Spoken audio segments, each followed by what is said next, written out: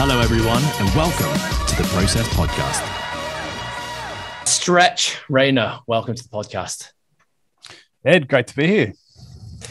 Stretch, we weren't speaking all that long ago. I think it was just a couple of weeks ago. I was on your podcast and I decided, it would be rude not to have you back on our podcast. But I've also got loads of questions for you this time. You were the interviewer last time, peppering me with questions, and now it's time to reverse the order. Yeah, definitely, mate. No, I think we had a great conversation and I really enjoyed that chat. So when you invited me on, I was like, I'll be there, mate. Let's do it. Awesome. Just a bit about yourself. You are the founder and I guess the sole employee of Protect the Asset. Correct. You're of course a podcast host. Yep. And your tagline for Protecting the Asset is you help personal trainers to work less and earn more. Love that. So I guess my first question to you is, how do you help personal trainers work less and earn more? That's a very good question, mate. It's a very good question. I think the place to start with that might be a bit of a story about how I got to where I am. Not going too far back, but I had the gym. Go as far back as you want, Stretch. I love stories. I love stories. I had the gym in London, the CrossFit box in London, and I was there for a good 4.5 years, working out of that. And before that, the personal training studio and the personal training. But when I sold the shares in the gym in London and I moved back home to Australia, part of that was health related. So there was a lot going on with my own health, and I decided that I didn't want to stay in the big city and that I needed to just take a break, slow down from, the career that I built. So as we all know, being a coach is, pretty full on job, early mornings, late nights. We don't really get enough sleep. There are a lot of things that, we might touch on in this conversation. But when I got back to Australia, I signed up to a health coaching course with Chris Kreza. So it was a 12-month course and it blew my mind. Like, it really opened my eyes to a lot of what I thought I knew was healthy to what actually is healthy. And the health coaching course, a part of that was business skills, and they were teaching us about, okay, choose a client niche, who you're going to work with. And to me, the obvious solution was, well, I'm going to work with coaches who are burnt out. And I know there's a market for that because there are so many coaches that are just pushing themselves so hard. I got to the stage where I was taking clients and, I'm having conversations with a lot of different coaches. And the conversation just kept coming back to, how do I fix my career? Like, how do I build a career that's going to be financially stable, but give me the freedom to be able to take care of my health? And it just started to turn into career coaching or business coaching. So the niche just evolved and changed. And I didn't really want to go down the line of business coaching, but the more coaches I spoke to, that's really what they wanted. And now that I'm starting to, dive into that, I'm actually really enjoying it. So I've built this program called the Protect the Asset program, and it's all about business coaching. At the moment, there's sort of 8 key pillars inside of there that range from self-identity, uncovering your values and your belief systems, to client identity, who's your niche, who are you working with, to, marketing and sales, building a website, how to promote yourself, like so many different elements that I want to help teach coaches, because there are so many experienced personal trainers and coaches out there that have a wealth of knowledge to share in the health and fitness space, but they're lacking the business skills to be able to, I suppose, look after themselves or go out on their own. So they're very dependent on the gyms and the facilities where they work. So that's my goal. And that's sort of how it came about. So when you first moved back to Oz, you were actually working with burnt out coaches, but from a training perspective, a training and health perspective, but that shifted into business coaching. Is that right? Yeah, that's how it came about. So I wasn't necessarily training the coaches around anything to do with, their physical training. It was more just connecting with coaches about lifestyle stuff. And obviously we know a lot about lifestyle stuff. It's our job, but do we practice what we preach? And how can we manage our careers and our health and our freedom and everything else, this work-life balance idea? Because the health and fitness industry, the way it's set up, is just really unsustainable for coaches. It's not a career that you expect to be in for, the rest of your life. But why not? Why can't we, stick to this career till we're 50, 60 years old? But yeah, it's just changing that perspective of the health and fitness culture, I believe.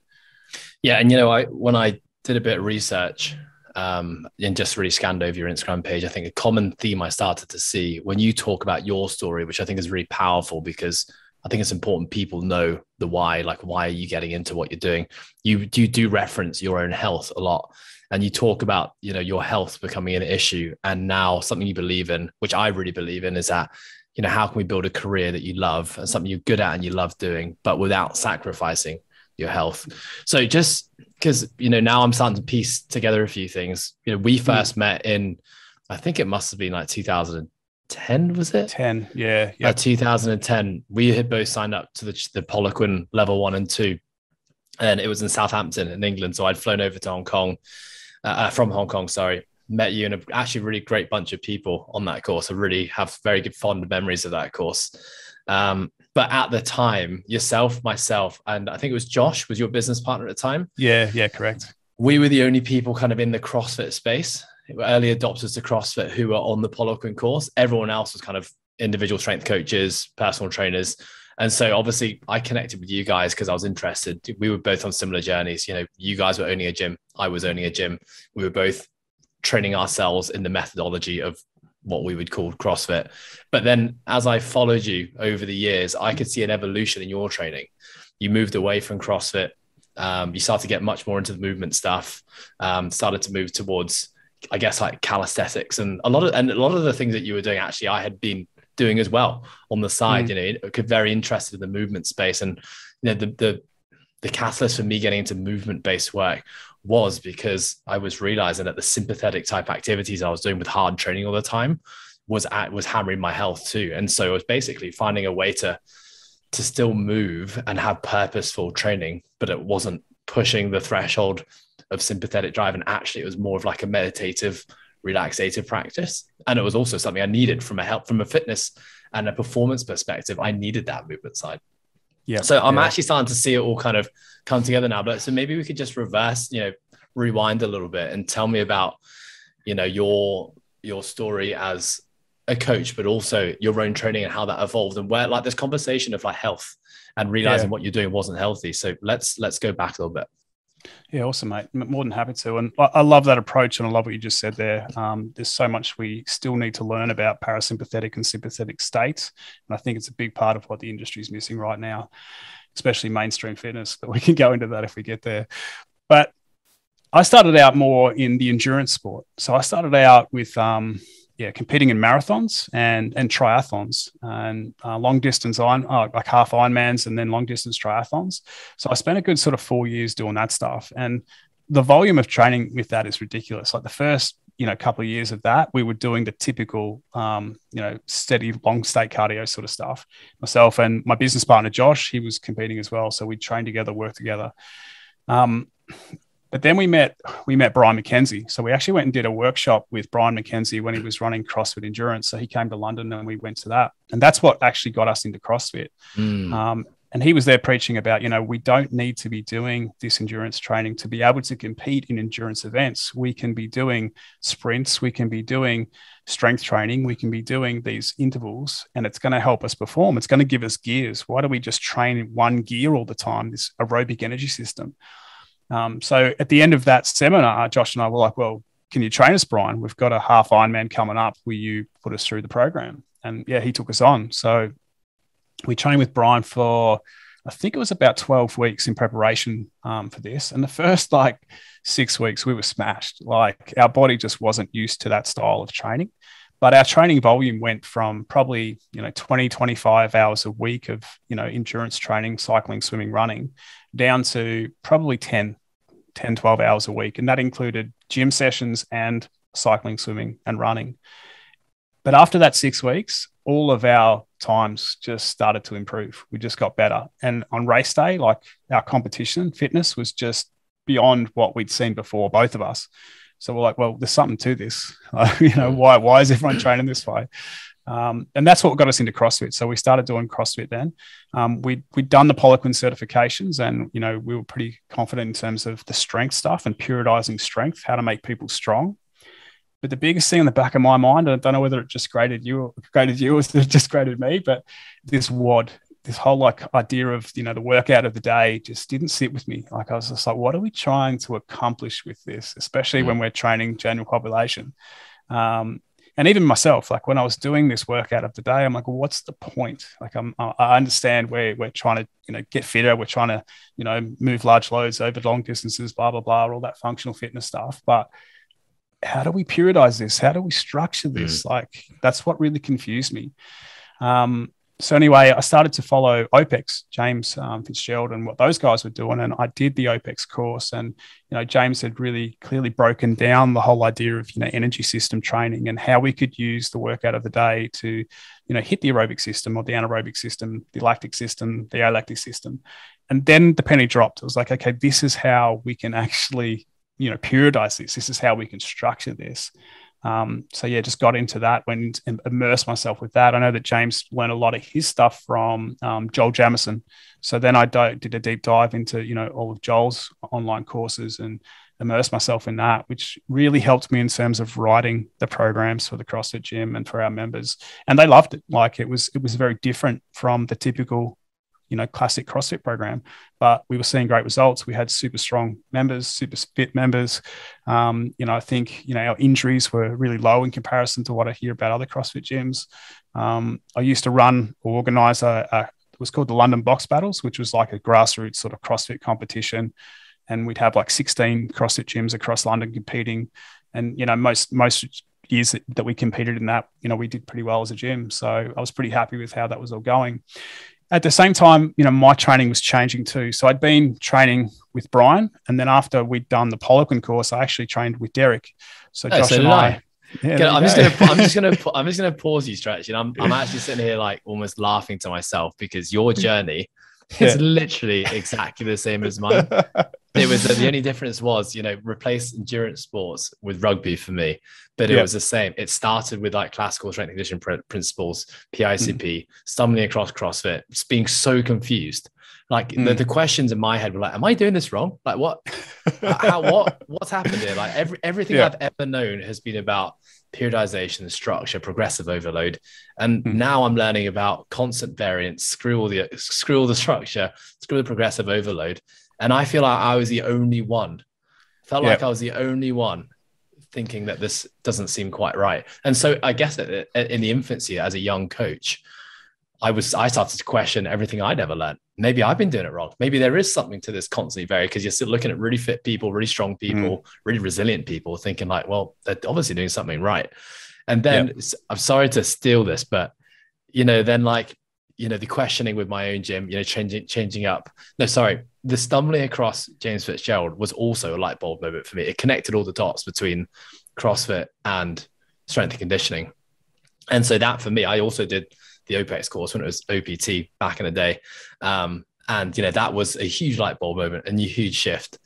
When I did PICP, I mean, you know, already practicing CrossFit training, already had an affiliate. I also reached out to Derek and asked him to coach me. And so I'm going to let you carry on the story now. But literally everything you've done so far is basically exactly the same thing I did, which is hilarious because we haven't spoken about this ever. So please continue.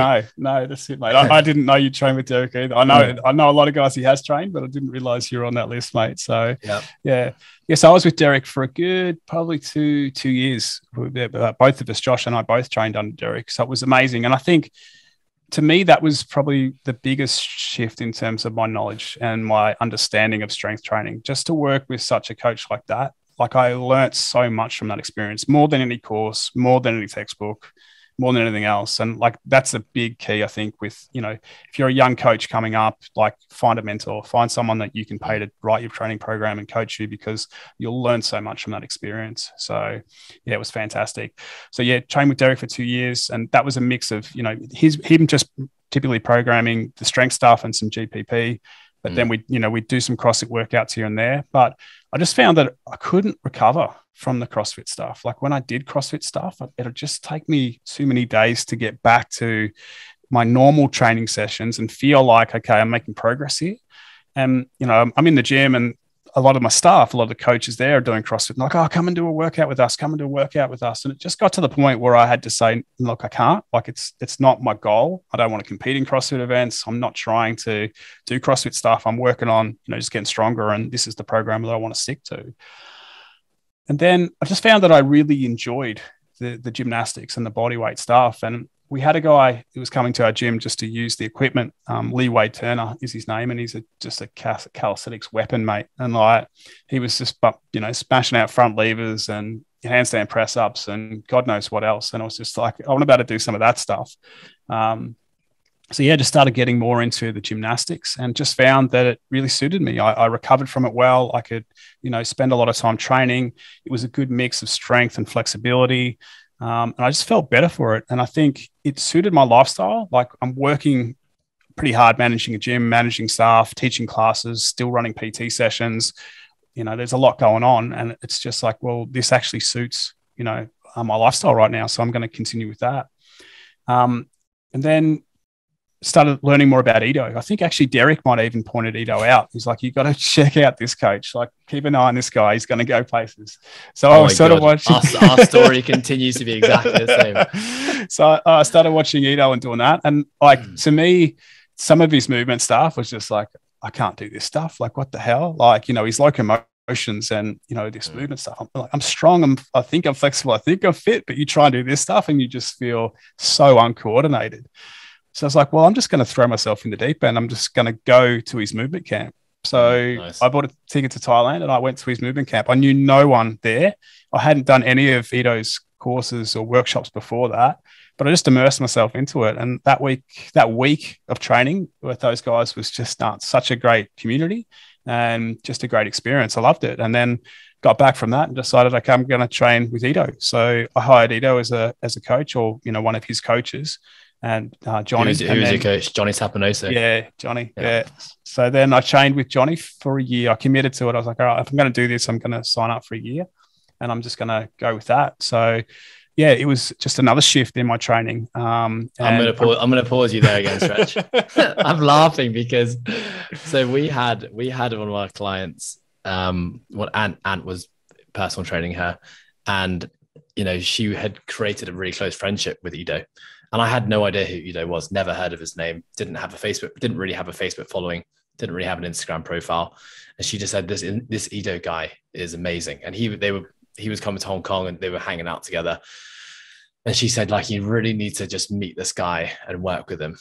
And so she helped us arrange for 2 days. It was Ido, Johnny. And, the funny thing is they went from Hong Kong to Thailand to run the movement camp. So this would have been exactly the same time that you found Ido.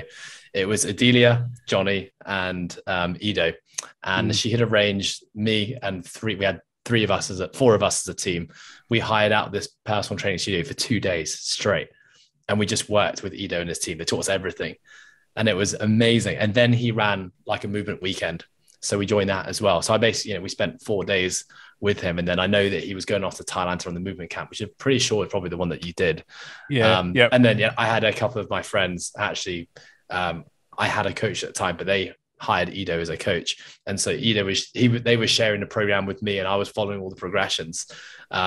But anyway, just actually hilarious. Keep on going, please. There you go. Yeah.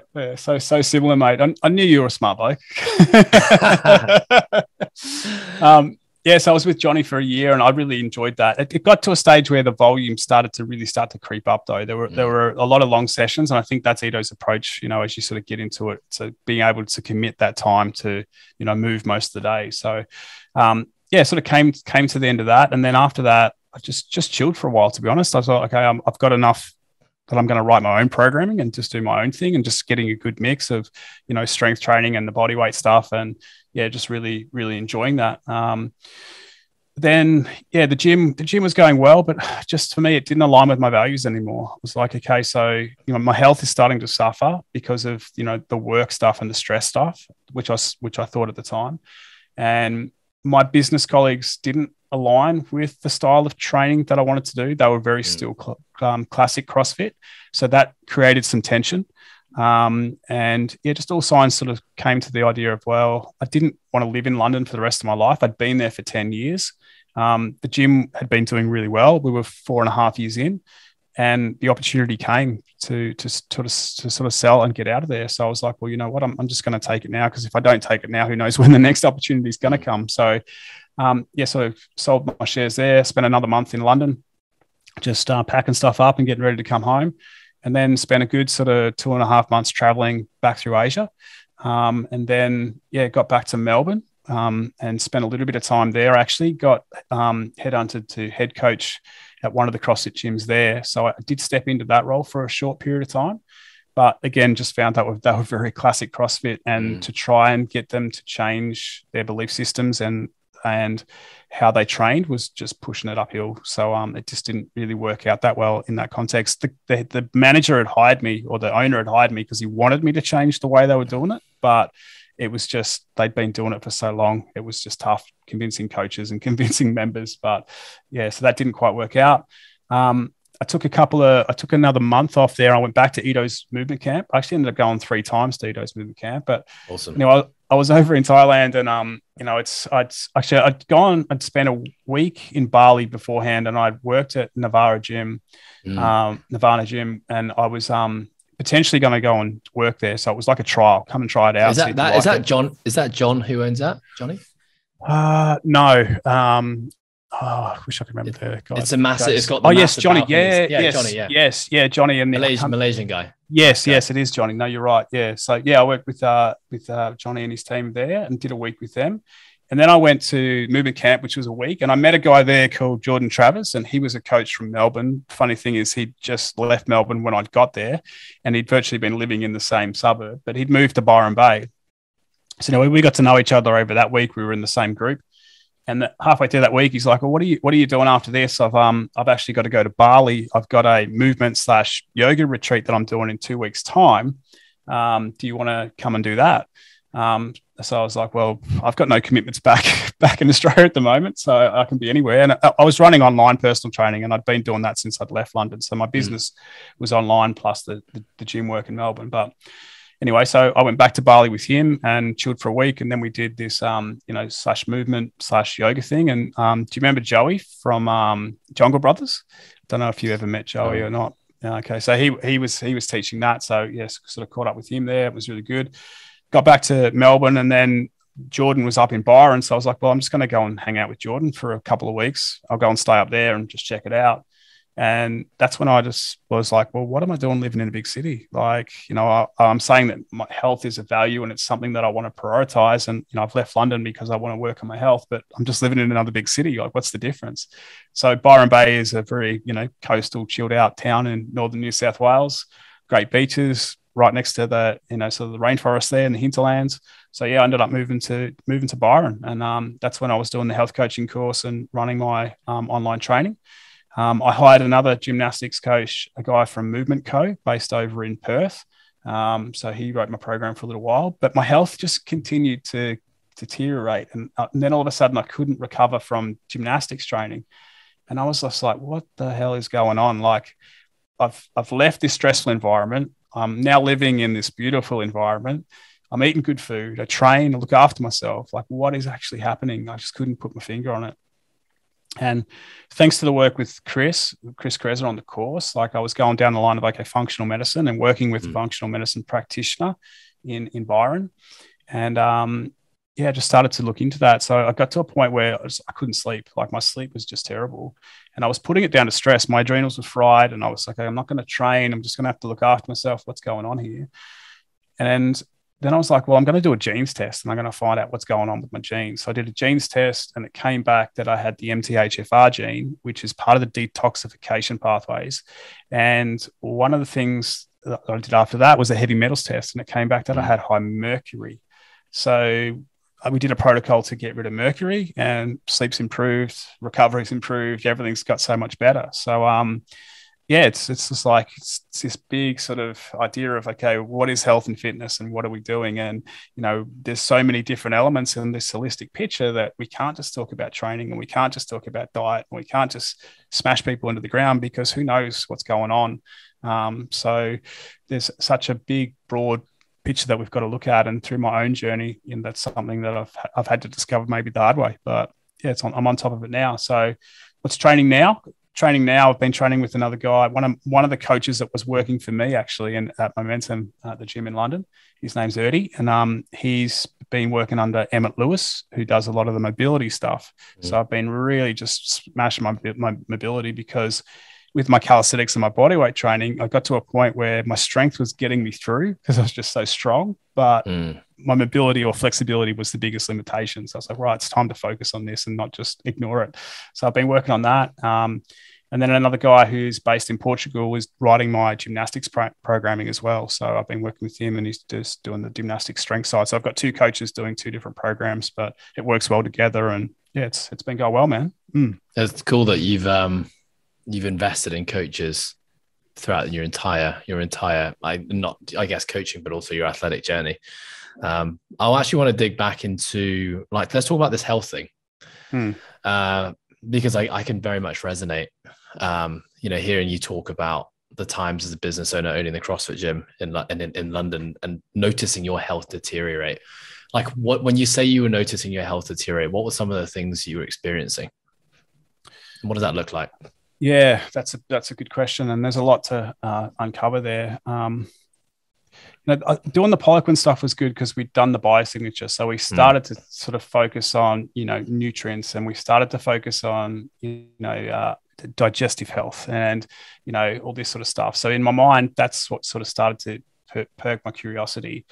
But then you were having 100 fish oils and nothing was happening still. Yeah, that's exactly it, mate. You go down that sort of line. So fish oil is high in mercury a lot of times. So it's one of those things. All makes sense. Yeah, Poliquin and his good sales talks. But anyway, so I'd actually started investing a lot in functional medicine back then and doing it with my clients. So one of the things I do with a lot of my clients when they start training with me was just a food sensitivity test. So there were labs in London that personal trainers could use. I could sign up as a practitioner at this lab and I could send my clients in for certain tests, but it was a good way for them to get recognition around, okay, I do need to change my diet, and there are certain things that set off my gut health. But yeah, for me, it was the same. So I'd gone down that line and I'd done a gut test, and there were certain foods that were setting me off, and my gut wasn't great. Like, I just have diarrhea, and I was partly thinking, okay, maybe that's to do with the endurance training, and it's the high volume of that. So I just put that down as the excuse. Well, while I'm doing endurance training, my gut's just not going to be right. But that stopped. I stopped doing endurance training and I started doing strength training, and still my gut health didn't improve.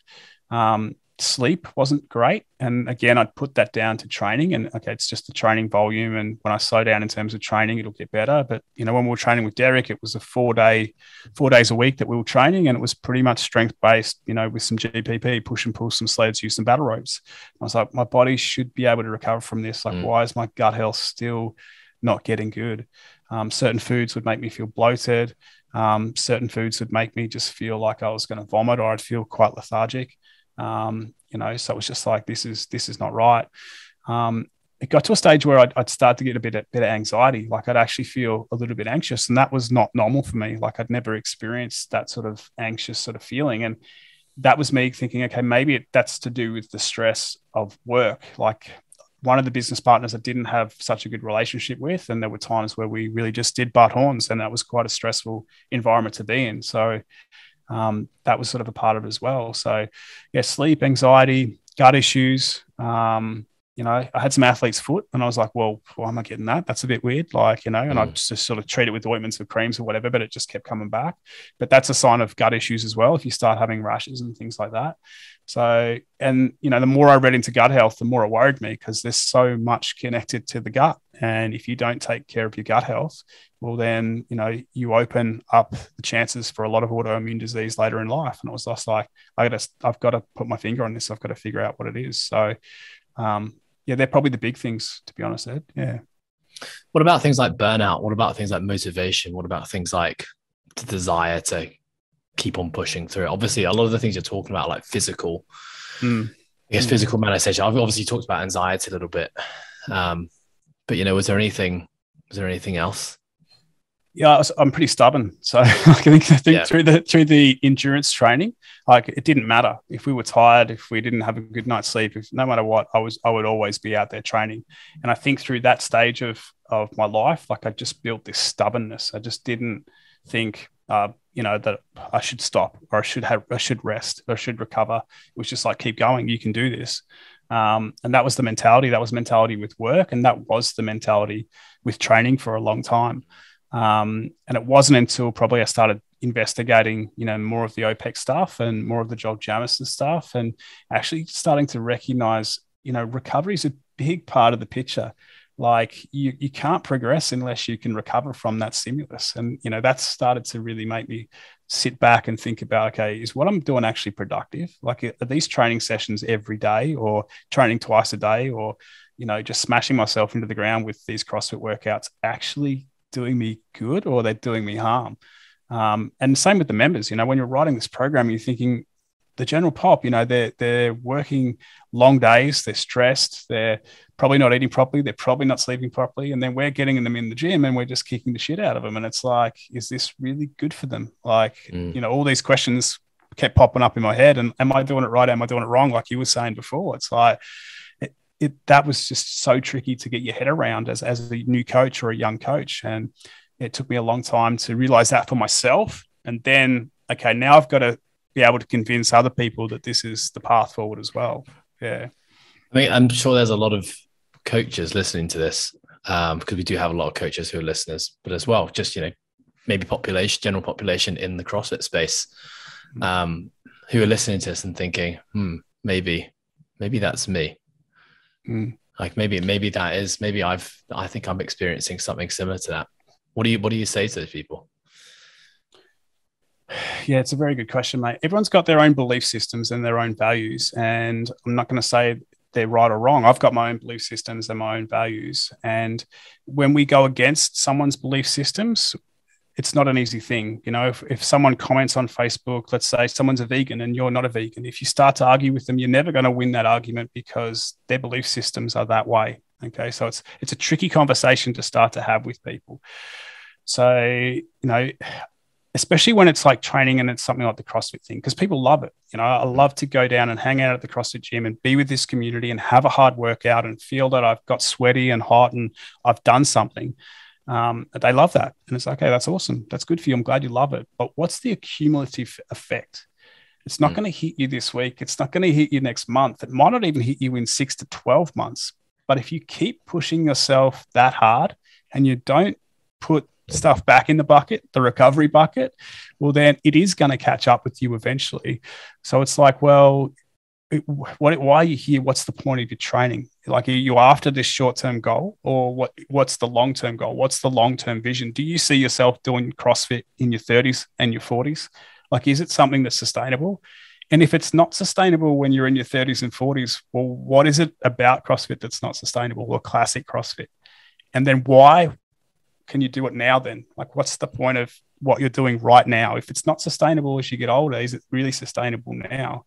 But I think I was lucky because, like, a lot of the members at the CrossFit gym that we had, like, a lot of them when we opened had never done CrossFit. This was their first taste of CrossFit. It was new, yeah. It was new. And what we were teaching them was our version of CrossFit. So we were, from day one, we were very, very heavily focused on strength training. Like, a good 40 minutes of our class would be strength training. We'd have A's and B's of just slow tempo strength. And then we'd have a 10 or 15 minute WOD, and that would be it. And that was when I didn't really understand how to program WODs.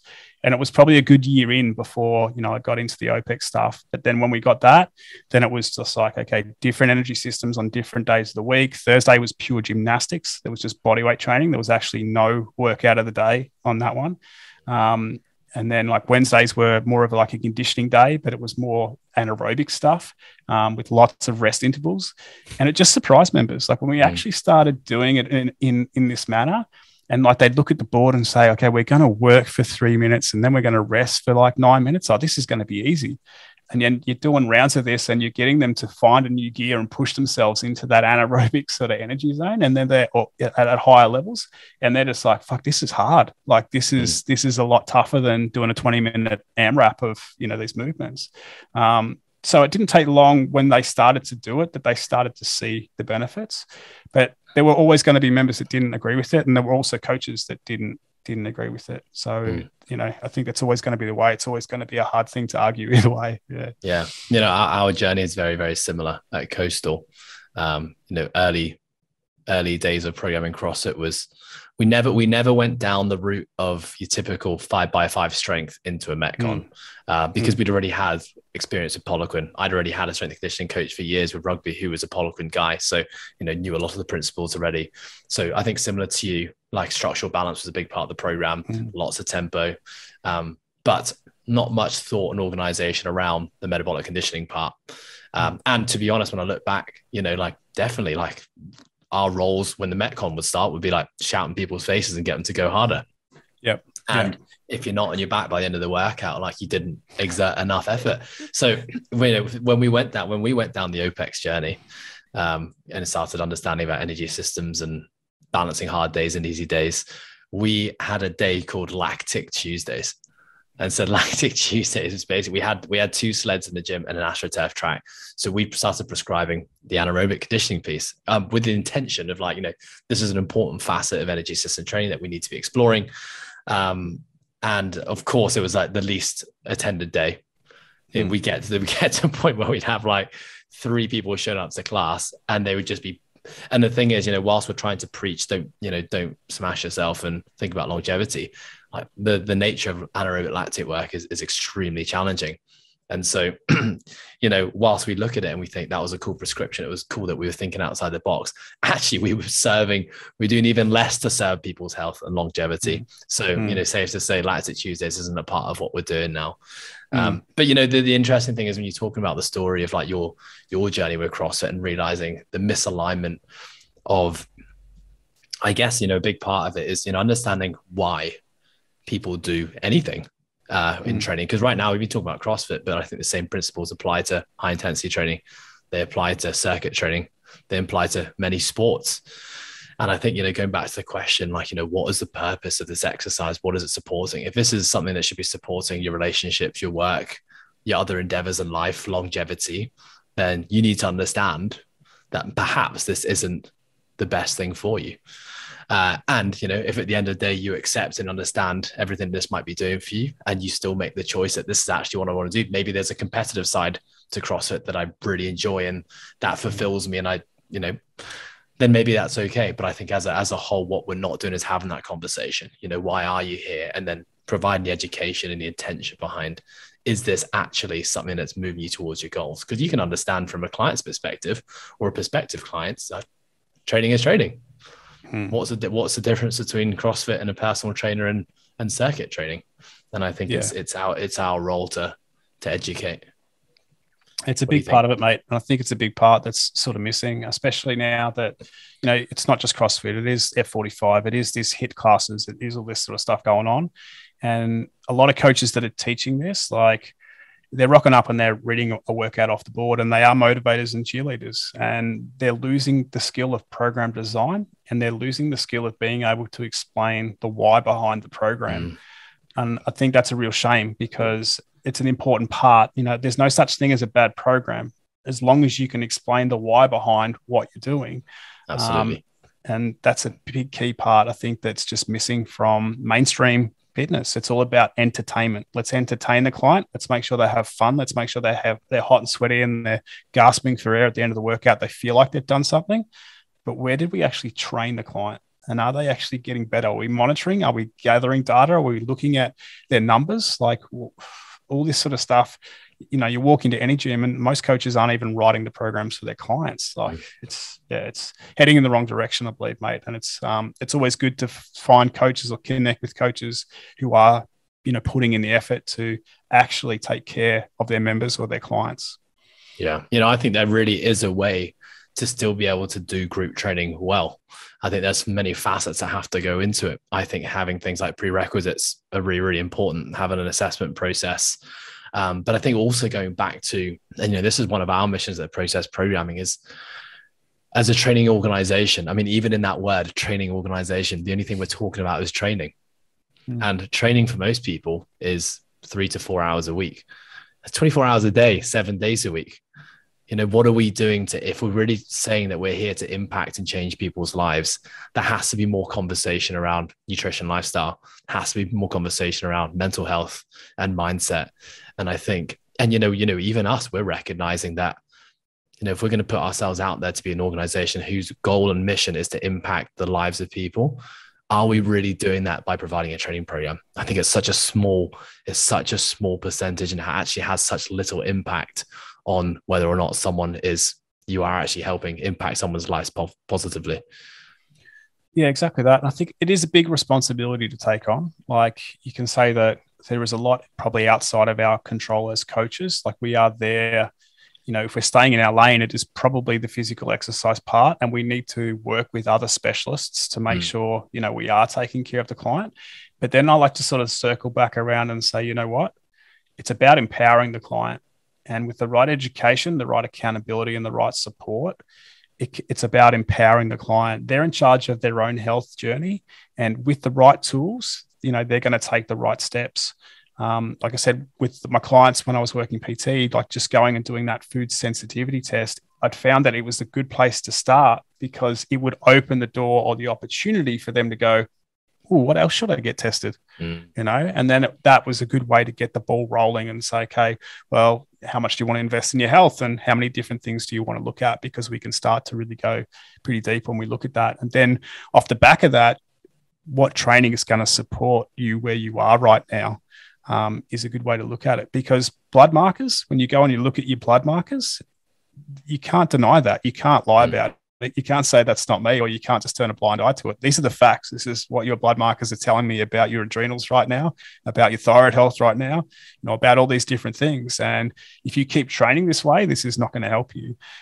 So at least that way, if you are doing some sort of testing or working with a functional medicine practitioner, you have got some concrete sort of data to show the client and explain to them, what the impacts of training might be around that. Yeah. One of my long-term dreams, and I'm happy to say out loud, is that I will one day have a facility that has functional diagnostics available on site with a team of experts who can relay that information, actually help people through that. Not there yet, but one day. Mate, the industry's not there yet, and it's something that Charles was working towards with a lot of the stuff that he was doing, which was just amazing to sort of consider that. But there is that opportunity, I think, for coaches to really connect with other professionals and work that way. We can look at the medical system and we can say it's failing as well. The medical system and the health system is not doing a good job. The world's getting fatter and sicker, and medication is not the answer. We know that. But then, training is, and that's where personal trainers can step up and go, okay, well, holistically, we've got to work on nutrition. We've got to work on training, sleep. We've got to work on recovery. We've got to work on stress. There's all these different elements that as coaches, we've got the knowledge to be able to help with, and doctors don't have that knowledge, but yet the doctors do have access to the blood work. And, if there is a way that we can bring that together and we can start to communicate with each other around that, just think of what we could do and the impact that we could have on the health of our society and the health of our clients and members. Slowly but surely, Stretch. Yeah, exactly, mate. Okay. If I ask you, the clients that you work with now and the people that you work with, what do they all have in common? It is the sustainable training. It is a lot of the clients that I work with, talking coaching clients in terms of writing online programs, are more about the longevity now of their training. I've got a good mix of clients. Like I don't have any clients doing CrossFit. I just have a lot of clients that either professional in sport and playing sport and just doing their strength program around sport, or clients that are on a similar journey to myself. It's okay, they've moved into more of the body weight training, the calisthenics. They want to do handstands. They want to get mobile. So it's aligning with, who I am as a coach. And I'm not taking on CrossFit clients anymore. Like that's not my bread and butter anymore. There's a better coach for them if they want to do that stuff. Yeah, go and find the coach who's going to look after them. And what about the people that you work with and protect the asset? Yeah, so Protect the Asset's pretty new. It's I've just launched it this year, so it's still growing. But yeah, a lot of those coaches are experienced coaches, and I'm sort of aiming at more at experienced coaches. I think there is still that time where when you start out in your career, you've got to do the grind. You've got to get into the gym. You've got to work face to face with clients. You've got to experience, what the fitness industry is like and the culture's like, because a part of Protect the Asset, like to me, the only way to build a career that gives you more freedom and allows you to earn more and work less is to build that online business. We can own a gym, we can hire gym space, but it's got its limit. It's got its peak where it's going to get to. And yeah, you can hire staff and stuff like that. But like, I don't know whether it's the same for you, but for me, it was like, if I'm going to own a gym, I'm going to be there. If I'm going to own a gym, like I want to be there and I want to be working. I don't want to own a gym and just let someone else do it all for me. Like, you're not invested. So out of all the jobs that I've had in terms of the health and fitness industry, it wasn't until I took my career online that I've managed to create the flexibility and the freedom that I want. So I think once you've got that experience as a coach, you know how to train clients, you know how to get results with your clients, you've been working with them, but now you're ready for a change. You want to get out of the gym, you want to stop trading time for money, you want to actually start to, build this career that's going to give you more freedom and align with the lifestyle that you want to have. Then I think online is definitely the way to go about it. So yeah, the coaches I'm working with, they're coming from different backgrounds and they've got different belief systems, but I'm just here to teach them the business skills. Okay, so how do you turn your career into an online career and how do you set yourself up? What systems and processes can you put in place and how can you grow your career? And, for most of the guys and girls that you're working with from the coaching mentorship and the business mentorship side of things, what are their goals? Like, why are they coaching? What do they want to achieve? Is it the concept of like financially driven? I want to earn more money. I want to work less. Or do people have goals maybe bigger than themselves, impacting the world, changing lives? What's some of the common themes you're seeing? Yeah, it's a mix of both, to be honest, Ed. Like, it's a very good question. I think there's a certain group of them that are definitely after the ability to travel. They want to be more flexible. They want to be able to, just pick up and go. And if you're working in bricks and mortar, or if you've got clients in a physical location, you can't do that. You take holidays, you don't get paid. But they want to be able to travel, and they do want to be able to impact more people's lives. And I think you are limited when you're working face-to-face with clients, how many hours can you do? But when you go online, I'm not saying you're not limited, you definitely are limited, but there is still that potential to reach more people and have a greater impact. They also, they're very passionate about what they do. So, guys that are very much like FRC based and want to be really focusing on the mobility side of things. So their niche is to help people maybe overcome injuries, or their niche is to help people who want to get more mobile to improve their sports performance. And this allows them to find those clients. In their gym where they're located, there's not many of those clients who want to do that. But when they go online and they can speak to that audience, it's easy for them to quickly fill up with clients because now their audience is much larger. They've got access to the whole world. And there's different styles, like coaches that are working one-to-one and just writing individualized programs, but there's also coaches that are writing templates or offering, follow along classes and different models. And I'm not to say which model works best. I'm not to argue. If that's what we want to do, go for it. I'm just here to help you better promote and sell that service. What about, I guess, kind of thinking about where you've come from, essentially being a part of a team and a collective to then moving to being by yourself. What the advantages and disadvantages of both. Because, I think there are a lot of beautiful things that come from being a part of a collective. Not saying that every organization of personal trainers and coaches is a beautiful place to be, because, I think one of the biggest faults in our industry is that there aren't the right people running organizations, because probably like yourself and myself, they're enthusiastic gym coaches whose real passion lies in coaching. And we get into business ownership thinking that it's a natural progression for a coach, and actually realize we don't have the skills, the leadership skills and the business skills to actually do that job. And I think that's a big fault in our organization and our industry. But I certainly see many beautiful parts of being in a thriving organization that has a healthy culture, surrounded by other people, chasing a similar goal.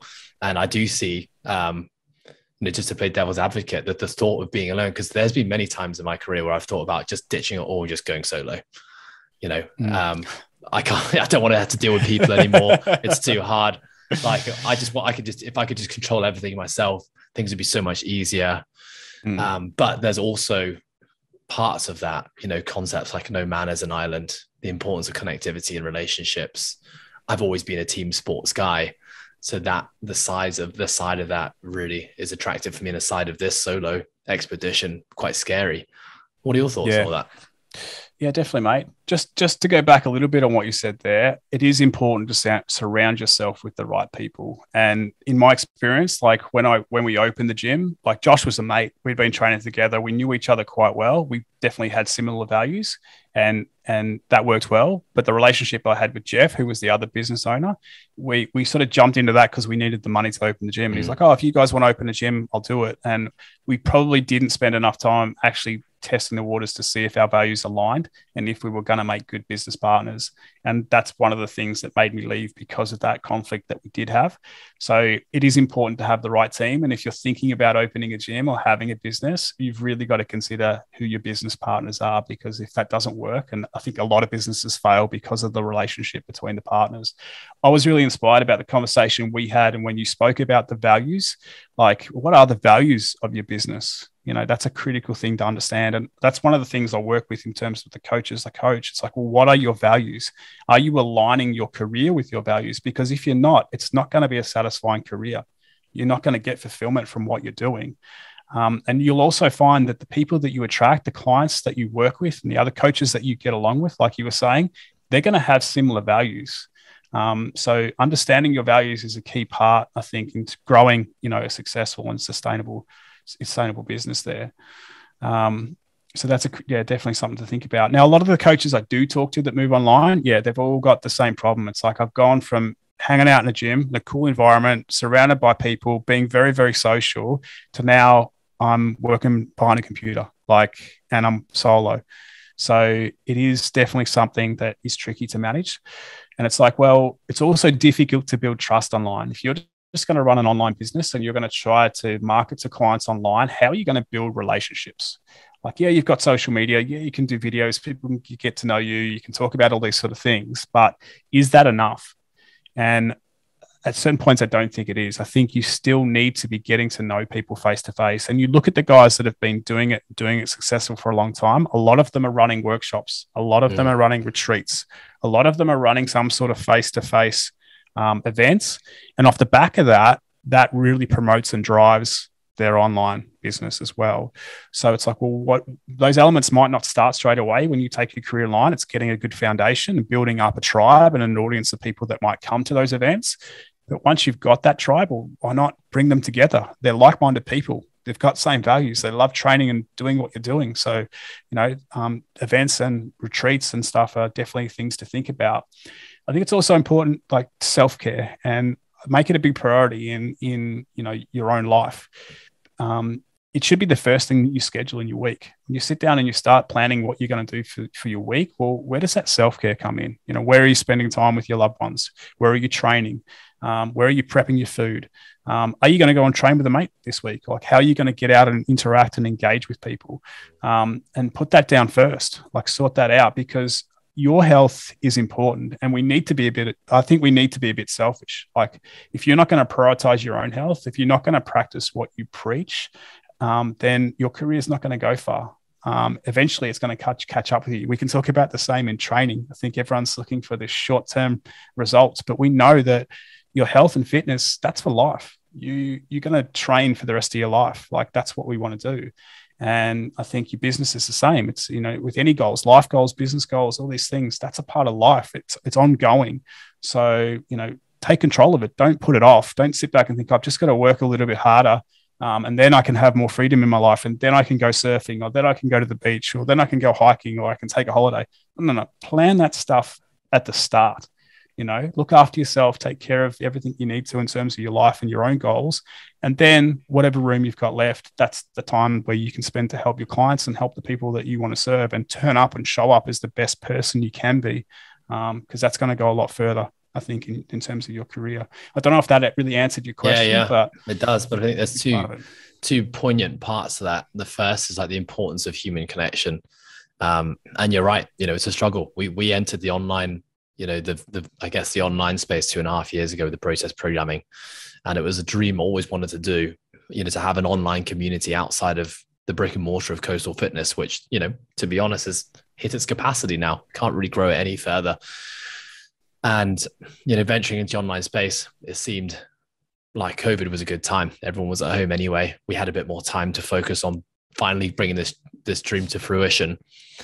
And, you know, ever since starting it, you know, we've definitely grown and we're doing amazing things, and we're really pleased and happy with where we're going. And we've got massive plans for the future. But throughout this whole time, the one thing we haven't been able to do that we used to do all the time is travel the world and actually spend time with the people who've invested in us. You know, we used to run athlete camps every 3 months. We used to go visit affiliates, you know, go to competitions and help program and meet people there. And, you know, what that is doing, it's building the relationship between two humans. And I think in coaching and in business, actually, in any business, people so often invest in the person versus the business or the service.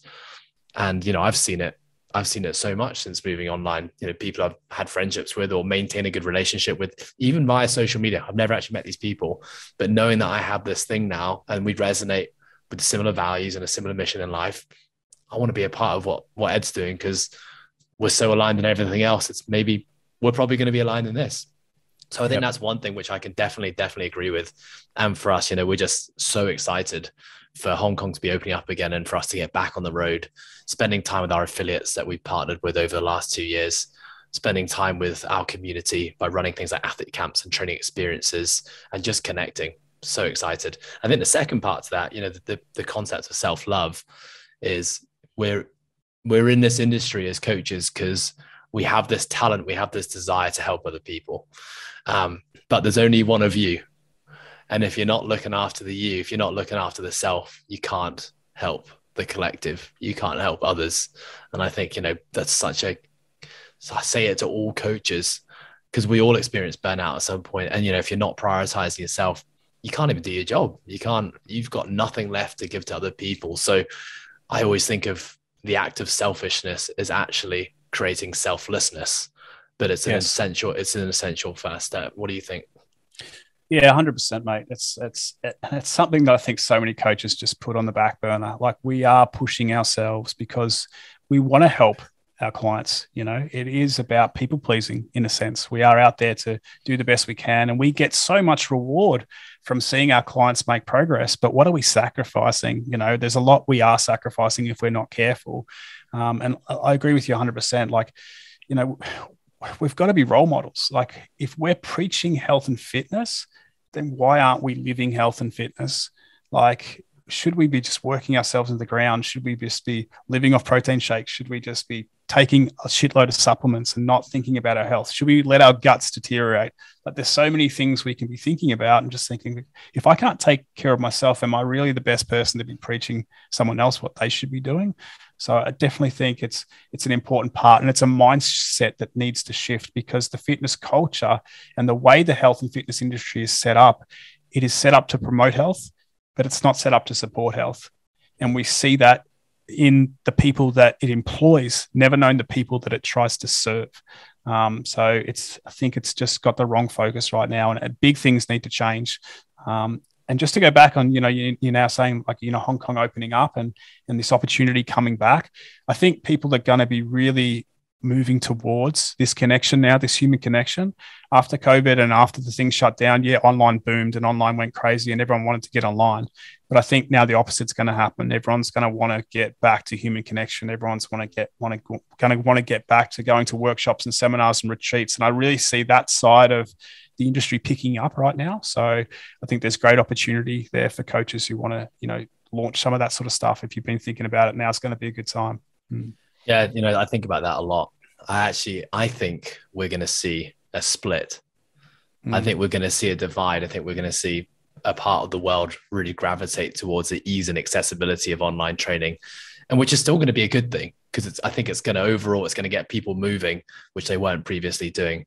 And, you know, there's, you know, you look at, what's it called? What's the new whole virtual reality crazy thing that's happening right now? The whole meta thing. The metaverse. Like the metaverse. I think about that. I find it fascinating, but I'm just like, it's just not for me. You know, in terms of like the fitness offering. I still think I think people are going to do a great job in that space. But like you said, you know, that is going to grow and boom, and there's going to be a whole new facet to fitness and coaching. But I agree. I think there's going to be a big part of the population who gravitate back towards, you know, nature and nurture and human connection and spending time with one another. And that's the space I want to be in. because that's the space I really believe in. Yeah. I think like the hybrid method of that too will be interesting to sort of see, because like you say, people have had a taste for what this online training is all about now. And I think the technology has come a long way as well. Like, so, you know, people can train anywhere. I can be at home and have a home gym, and it's doable. I can also find that specific coach. Like if I want to learn gymnastics, I'm going to go and find the skilled gymnastics coach. If I want FRC, I'm going to go and find an FRC coach. Maybe that's not someone that's local to me. Don't have access to that. So it's opened this opportunity for us to be really selective in terms of, okay, who do we hire? Which is a great opportunity as well. But like I say, I think there's always going to be those people that want to work face to face with a coach. Those values and beliefs are always going to be there, and there's going to be that split. You know, there are going to be people that love that online stuff, but I really think too, the people that love that online stuff, like it's like the Edo community, the movement culture stuff. A lot of them love to train solo and do their own thing, but they also love to come together in a group and share their experience and knowledge and stuff like that. And you know, something like the movement camp that Edo runs, you know, it's sold out, it's busy, and you know, and that group of people love to get together. So yeah, it's going to be interesting. Like I say, it'll be interesting to see how it all sort of shakes out in the next few years. It's actually giving me goosebumps now, just thinking about getting out there and connecting with people. You know, these people essentially I've formed online relationships with as coach and client for all these years, and this community that we have with the Process program, and people who, you know, check in on each other every day, and they've never met each other, but to bring those people all together is going to be really, really cool. But, you know, talking about technology, like we do live in a day and age where, you know, having online presence is important. I mean, even love it or hate it, like social media is a really powerful tool, and people don't go to a website anymore. People go to your social media page. And I think even within the coaching industry, you know, Instagram is so suited for the coaching industry because it glorifies like physical specimens, and most coaches are training and look healthy, and it's perfect. Instagram's, you know, great clickbait for the coaching industry. So pretty much every coach is on Instagram and has some form of presence. And this is kind of where you're putting a lot of content out about, you know, that online presence. And one of the things you always talk about, I see a lot on your page, is talking about the concept of having a niche and knowing what your niche is and speaking to your niche. Could you just shed some light on that? Yeah, 100%. I'll start by saying that, you know, when you're working in a gym, bricks and mortar, you don't really need to have a niche. You can, but really your client base is quite small. Your geographical location is going to limit the people that you can train. So most in-person personal trainers won't have a niche. Not saying that they can't, but in most cases, it's that way. When you move your career online, now your client audience is huge. You have access to a global market, but you also are now up against every other online personal trainer out there. So if you're just trying to shout and you're just trying to post general health and fitness advice, you're never going to be heard. You're just going to get lost in this sea of noise. Why should clients read what you post? Why should they be interested in what you do? How can you help them? You know, it's a big sort of question. I think a lot of coaches are really great at posting, you know, selfies and training selfies and all this sort of stuff to show off their ability. It's not about you. The story's not about you. The story's about your client and understanding your client. Yeah, they might be impressed with what you can do, but most of the time that's not going to give you a sale. The idea of choosing a niche is, okay, well, let's niche down. Let's make that audience smaller. And when you say that, people go, what, a smaller audience? I need more clients. Why make my audience smaller? You need to be able to speak to your clients. And when I say smaller, you've gone from, you know, 1 billion people to still 1 million people that probably fit into that niche. How tight do you want to go? And you can go down to 20,000 people. You could go down to a niche of about 30 people. If you had 30 clients paying you a really high amount of money for your service, you don't need any more clients than that. So when we niche down, we know who we serve and we know what they want. And when we know that, we can start to tailor our messaging to that specific audience. We can speak to that client. We can speak to the problem. We can show up as a guide to be able to help them, to show them that we have a solution to the problem that they're trying to solve. This makes it so much easier to post valuable content and get a clear message out there. And what it saves you doing is it saves you paying for ads, and it saves you posting content, 1,000 stories a day and all this sort of stuff just to try and get people to listen. It's organic marketing. If you've got the right message, people will come to you. People will seek you out. People jump on Google to find the solution to their problems. They're searching, how do I do this? How do I do that? So when you understand the client, the specific niche client, and what their problems are, they can find you. And that's through Instagram, and that's through your website, and that's through the content that you post. So without a niche, you're really going to struggle to build a successful online business. And niching has nothing to do with how you train your clients. You're still going to do whatever you do, whether that's strength training, whether that's gymnastics, whether that's nutrition advice, whatever that is. A niche is all about marketing. How do you sell your service? I think sometimes coaches get confused with that as well. But I hope that sort of answers your question in terms of why it's important to have the niche. Yeah. I mean, I think another thing that having a niche does, it saves you time, effort, and energy, because every person you're working with is actually someone who's at the right place with the right person. And I mean, I see this in gyms all the time, in CrossFit gyms especially, which is, the slogan is like, CrossFit is for everyone.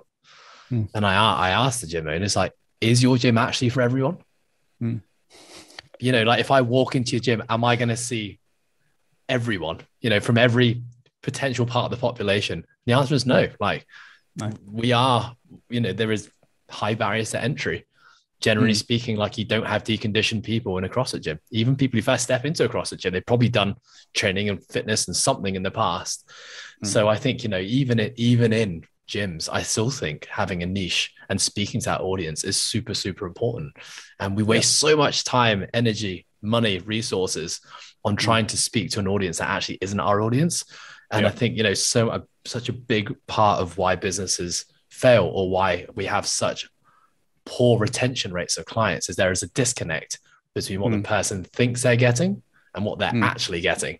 And so much of the time that comes down to the marketing and how we talk about who we are and what we're doing. Yeah. From a coach's perspective, there are so many benefits, like not just the marketing side. Like you say, there's the time that you're saving, making sure you are attracting the right people. Like when you sit down and you do that initial consultation, it's not for you to find out a whole heap of stuff about the client, really. It's actually to find out, is the client a match for your program? Can you actually help the client? And if you can't, if they're not a match, then they're not your client. Refer them to someone else. But you're saving time, because you're not going to work with 20 different clients with 100 different goals. If you're that PT trying to tailor, like, write programs for all these different clients, like, how stressful is that? Like, there's no wonder so many coaches feel like they've got imposter syndrome, or they feel like a fraud. You can't possibly be the best personal trainer for everyone. You're not going to train postnatal mums and a top level sprinter. It's just not going to happen. So why try that? It also saves you in terms of your education. Like, I'm not just going to have FOMO and go, oh, that's the latest course on nutrition, or this guy in the gym just went and did Olympic weightlifting, so I've got to go and do that course as well. When I know my client and who I serve, well, is Olympic weightlifting going to help a postnatal mum? No, it's probably not. So I'm probably not going to do that course. I'm going to start to align my education, and the books I read, the podcasts I listen to, everything that I do is about serving my niche client, which helps us quickly grow in terms of our expertise. We become a leader in our niche field. It's impossible to become a leader in a generic field. There's no such thing, really. So the niche has like layers and layers and layers of benefits that come from choosing a niche. Yeah. Could you give me some examples of some of the niches that we would see as a coach?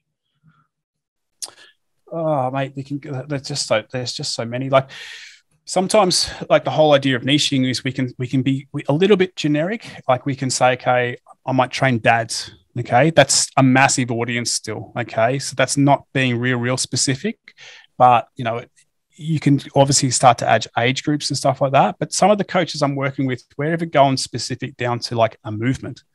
Like, one of the guys I'm working with is all about handstands.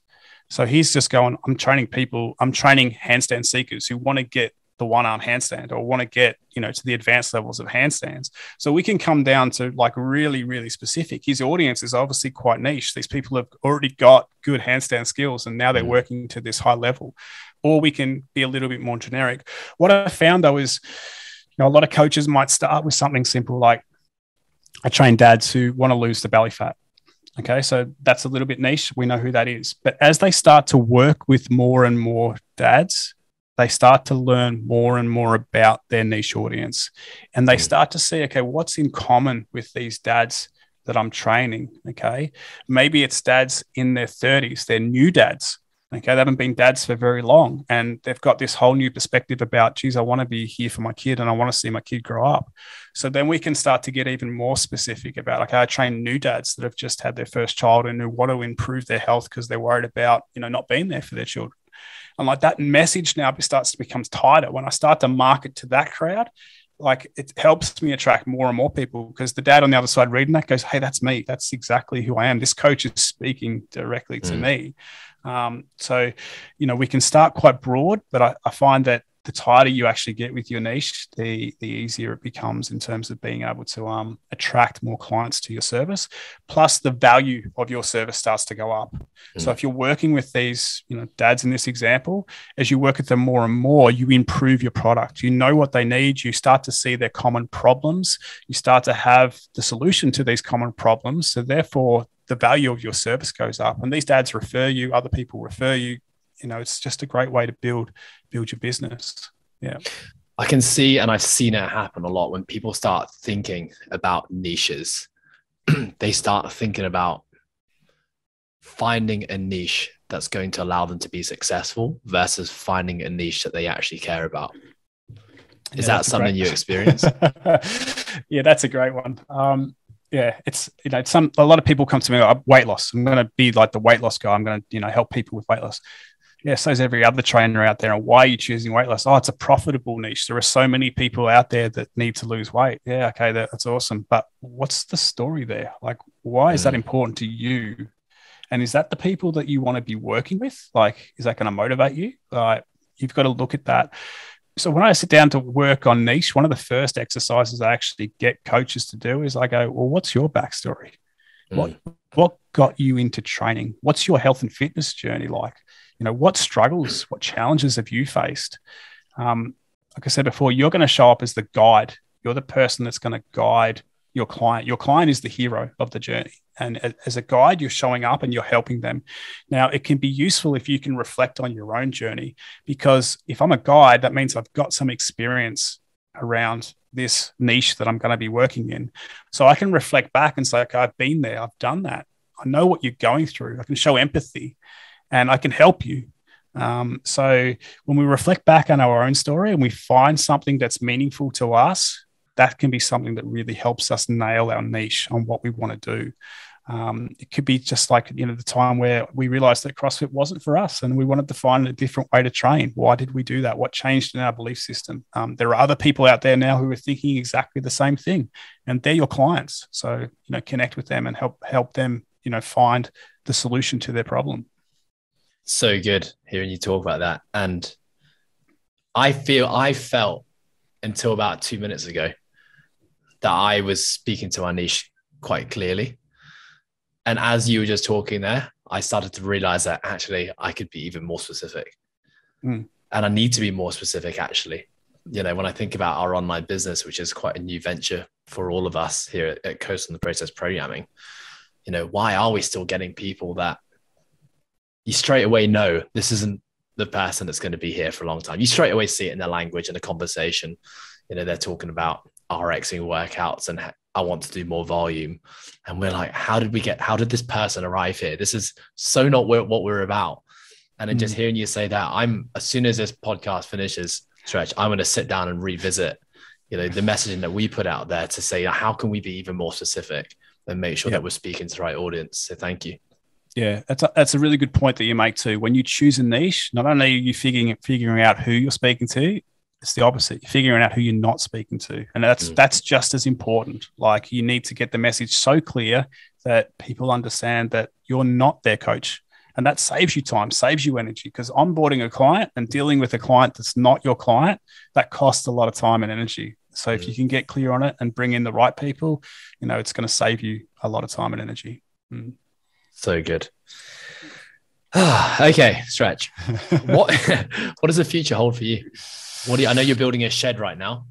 Yeah, which I'm seeing the progress updates on Instagram, which looks sick, because one of my dreams is to also I want to have a shed with an unbelievable home gym. As I said, it's not going to be my only gym, because we're going to have Process Program headquarters somewhere, which is going to have functional diagnostics, swimming pool, everything. But I will have a sick home gym that will allow me to train outdoors with the sun beating on me. There is going to be, I'm going to hopefully have a small little speedboat which I can take out and go wake surfing and go fishing. So I've got to be close to the sea. And I feel like you're doing all of this right now. So what is, well, just, I know I went down the whole barn route, but what does the future hold for you right now? Yeah, no, it's good, mate. I like it. Yeah. So like I was living in Byron for a couple of years, and I met my partner that I've got now. I met her there, and we were there for a couple of years. And just as sort of COVID was hitting and Australia was going into lockdown, like rents around that area were going crazy. Everyone's trying to get out of the big cities and, move to a more rural area. So, our rent was nearly being doubled, and property around there was just like crazy. So we were just like, well, what are we doing? Like, my business is online. Why don't we just buy a caravan and buy a four-wheel drive and go for it? And we did. So for 14 months, we lived in a caravan and we did a lap of Australia. And that was my first lap of Australia. But the freedom that I have from having an online business allowed me to do that. We spent a good couple of months over on the West Coast at a place called Exmouth, which is where the Ningaloo Reef is. So we spent a couple of months there thinking, could we live here? Because both of us love free diving and getting out in the water as well. But yeah, it's just so remote. Everything has to get trucked in there. And again, the property prices over there were just hectic at the moment.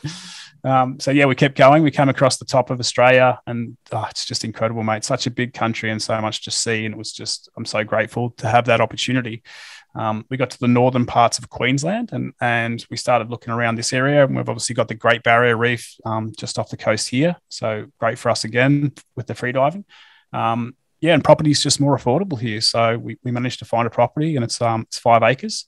We've got chickens. We've got ourselves a puppy, a little border collie, and we're starting to build our life here. So yeah, the shed's a bit of a project that I've been working on. I had a week where I took off work and just smashed out as much as I could. So it's owner builder, and had my partner's dad come and give us a hand. And now it's just on weekends. I'm just sort of putting on in the finishing details. But yeah, one part of that will be a gym. And then we hope to probably get a boat as well, so we can get out on the reef when we want to get out on the reef.